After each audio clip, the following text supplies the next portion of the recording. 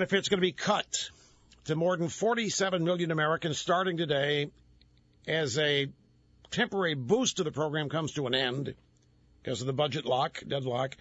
Under the program, which is formerly known as the Supplemental Nutrition and Assistance Program, SNAP.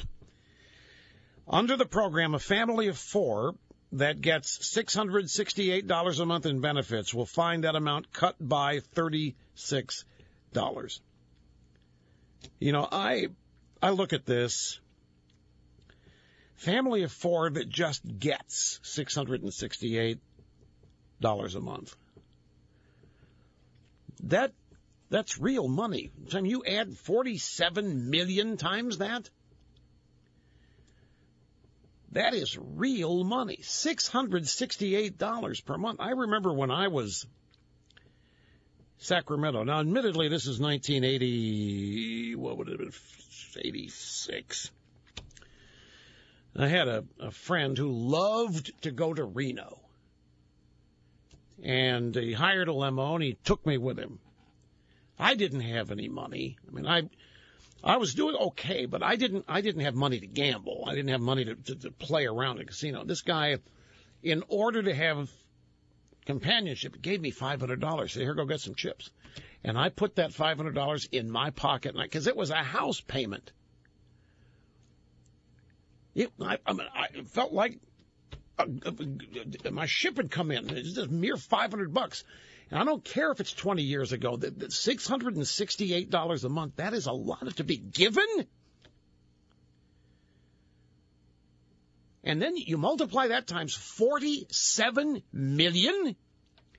And now we're about to have a panic because that $668 is going to be $632.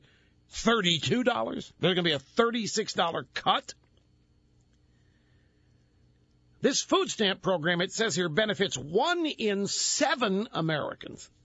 That's outrageous. Is it any wonder 90 million Americans out of work and they're all eating? What do you want? What do you want them to starve? No, of course I want people to work. I want people to learn to provide for themselves. I want people to make the best of their life, for crying out, not just be a sponge. I just think it's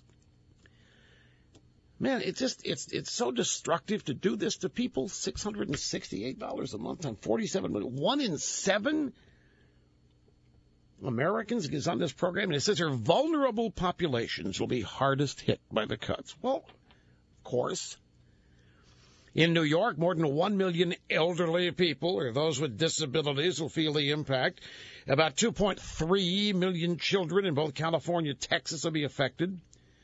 In California overall, the cuts will affect more than 4 million residents, will amount to the equivalent of losing 21 individual meals per month based on calculations used by... It's as though these people can't provide even an M&M for themselves. From the idea that without food stamps, people are going to starve. How bad is that? And you understand when I say this, the liberals listening to me thinking, my God, how could you be so mean and cruel? And I think it's the exact opposite of mean and cruel. I think the idea that people will... We've got a story in USA Today about people might go hungry with a $36 a month cut in the food stamp budget. Something is really, really wrong. It was like the school lunch cuts back in 1995. What, parents unable to feed their own kids if the school lunch program is cut, which it wasn't, but this hypothetically, we cut the school lunch program and kids are going to starve? How does that work? Do parents not know how to feed their own kids? Are we really going to lose people going to go without 21 meals this month because they have a $36 cut in their food stamp allotment? The idea that that is perceived as reality is what perpetuates programs like this and increasing them. And the idea that suggesting that people maybe take care of themselves is offensive,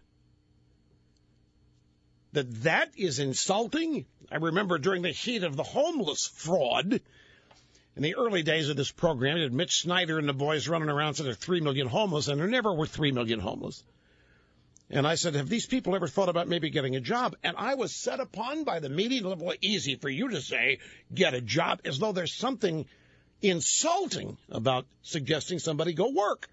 And it was insensitive to suggest such a thing. And it proved that I was a brute and a mean-spirited whatever. But you do what you have to do. Okay, so you're getting $668 a month, and they're going to take $36 away. So you're just going to sit there and starve. And that's, of course, what the left wants you to think will happen. That people cannot get up every day without the government being right there. And then they can't get to the shower right with the government being right there. And they can't do whatever. They can't brush their teeth. They can't wash their hair. They can't do it unless the government's right there. And then they can't leave the house and go to work because unless the government's right there making sure they cross the street safely. And then they can't, once they get to work, well, they're not going to work. Forget that. And wherever they go, they can't get there unless government's involved. Is that this destroying people?